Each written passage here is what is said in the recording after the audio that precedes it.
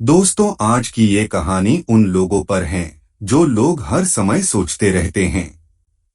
एक बार चीन के एक हिस्से में एक बहुत बड़ा मठ था जहां लगभग 500 भिक्षु रहते थे।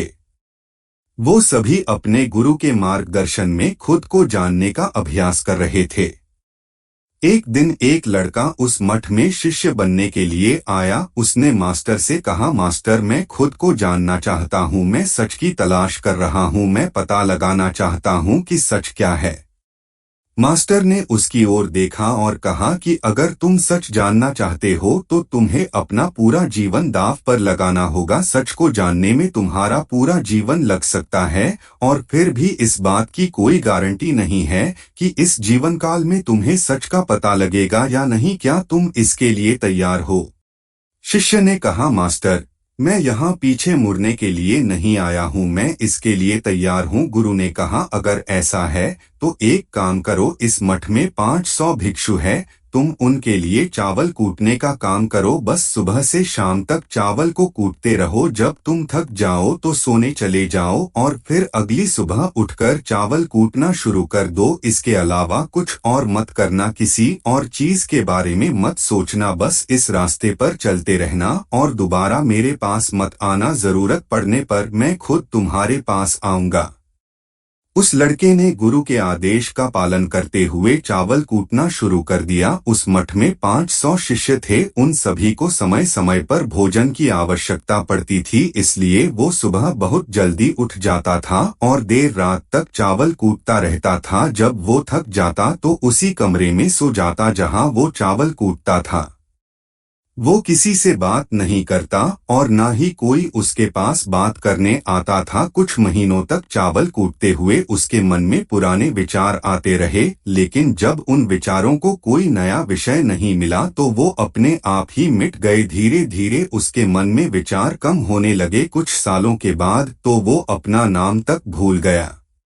वो हमेशा चुप रहता और विचारहीन अवस्था में बस चावल कूटता रहता। उसने न तो कभी ध्यान किया था और न ही कभी कोई शस्त्र पढ़ा था। मठ के बाकी शिष्य उसे मूर्ख समझते थे। ऐसा करते हुए 12 साल बीत गए। 12 साल बाद एक दिन मास्टर ने घोषणा की कि अब मेरा आखिरी समय आ रहा है और मुझे अपना उत्तराधिकारी चुनना है जो मेरे बाद इस मठ का मुख्य होगा। इसलिए मेरा कोई भी शिष्य जिससे लगता है कि उसे आत्म साक्षात्कार हो गया है और उसने खुद को जान लिया है, तो रात को मेरे दरवाजे के पास आकर इस दीवार पर कुछ पंक्तियां लिखे जिसमें उसकी जिंदगी का सारा अनुभव समाया हो। कई शिष्यों ने ऐसा करने के बारे में सोचा। मठ के प्रमुख शिष्यों में से एक ने वहां जाकर कुछ पंक्तियां लिखी। उसे बौद्ध धर्म ग्रंथों का बहुत ज्ञान था। सभी शिष्यों को लगता था कि वो इस मठ का उत्तराधिकारी बन सकता है। उसने लिखा था कि मैंने एक दर्पण की तरह है जिस पर विचारों और इच्छाओं की धूल जमा हो जाती है। इस धूल को हटाने के लिए ही ध्यान है, जिसकी धूल हट जाती है और मन का दर्पण साफ हो जाता है, वो मोक्ष को प्राप्त कर लेता है। अगली सुबह जब मास्टर उठे और उन्होंने इन पंक्तियों को देखा तो उन्हें बहुत गुस्सा आया और उन्होंने कहा कि इस बेवकूफ ने यह सब कचरा मेरी दीवार पर लिखा है। वो शिष्य जिसने यह लिखा था वो चुप रहा, हालांकि उसने जो पंक्तियां लिखी थी वो ज्ञान से भरी थी, लेकिन यह सब किताबी ज्ञान था। वो शिष्य बहुत चालाक था। उसने पंक्तियां लिखी लेकिन नीचे अपने हस्ताक्षर नहीं किए, क्योंकि वो स्वयं इसके बारे में निश्चित नहीं था कि ये सही है या नहीं, क्योंकि उसे आत्म साक्षात्कार नहीं हुआ था। गुरु ने इन पंक्तियों को पूरी तरह से खारिज कर दिया। ये देखकर सभी हैरान रह गए।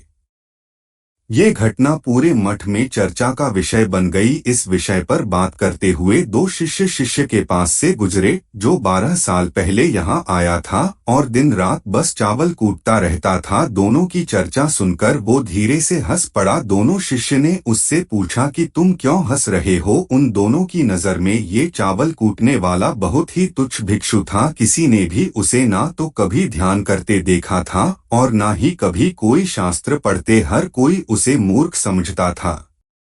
जो बस चावल कूट नहीं जानता था। उस मठ में बहुत बड़े बड़े विद्वान थे, लेकिन उस चावल कूटने वाले को किसी से कोई मतलब नहीं था, इसलिए वो दोनों शिष्य उसे मुस्कुराता हुआ देखकर चकित रह गए। उन्होंने फिर उससे पूछा कि तुम क्यों हंसे?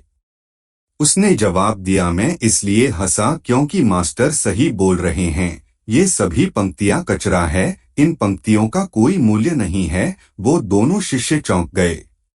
उन्होंने उससे पूछा कि क्या तुम कुछ ऐसी पंक्तियां लिख सकते हो तो इससे बेहतर हो। चावल पीसने वाले ने जवाब दिया, नहीं, क्योंकि मैं अनपढ़ हूँ, लेकिन हाँ, मैं कुछ पंक्तियां कह सकता हूँ, और अगर तुम उन पंक्तियों को लिख सकते हो तो मैं तुम्हारे साथ जाने के लिए तैयार हूँ। उन दोनों शिष्यों ने कहा, ठीक है। वो मास्टर के कमरे के पास गए और चावल कूटने वाले ने कुछ पंक्तियां बोली और दूसरे शिष्य ने उसे दीवार पर लिख दिया और उन पंक्तियों के नीचे लिख दिया। चावल कूटने वाला, उन्हें लगा कि मास्टर इस पर भी गुस्सा करेंगे जो पंक्तियों उसने लिखने के लिए कहा था। वो बहुत अद्भुत थी और वो पंक्तियां थी, मन तो बस एक भ्रम है, ना तो मन है और ना ही मन का कोई दर्पण है, और जब मन ही नहीं है तो धूल कहाँ ठहरेगी। जो ये जानता है वह सच को जान गया है। जब गुरु ने इन पंक्तियों को दिखा तो वो आधी रात को उठे और चावल कूटने वाले के पास गए। वो सो रहा था। मास्टर ने उसे जगाया और कहा, ये लो मेरी छड़ी और मेरे वस्त्र ले लो, आज से तुम मेरे उत्तराधिकारी हो। लेकिन अभी इस मठ को छोड़कर दूर चले जाओ, क्योंकि इस मठ में बहुत सारे विद्वान हैं जो खुद को तुमसे श्रेष्ठ मानते हैं।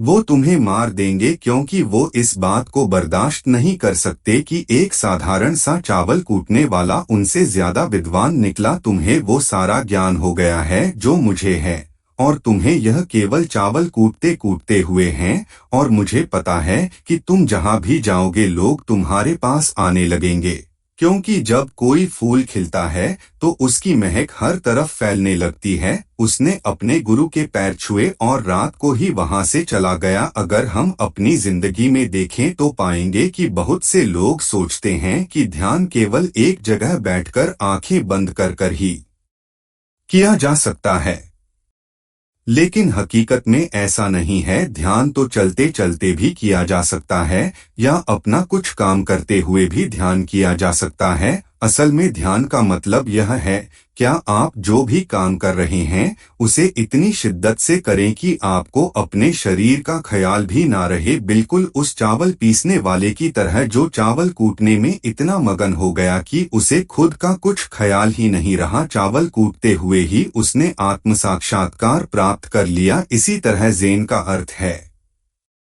हर समय वर्तमान में रहना और कुछ नहीं सोचना, क्योंकि मन तब तक ही है जब तक विचार है। जब विचार नहीं रहेंगे तो मन भी गायब हो जाएगा, और जब मन ही नहीं रहेगा तभी केवल तुम अपने आप को अच्छे से जान पाओगे। असल में हमें अपने वास्तविक स्वरूप को जानने के लिए कोई अन्य साधना करने की आवश्यकता नहीं है। हम जो कुछ भी कर रहे हैं बस उसमें हमें पूरी तरह से खो जाने की जरूरत है। अपने काम में इस कदर लीन हो जाओ क्या आपका काम ही ध्यान बन जाए। धन्यवाद।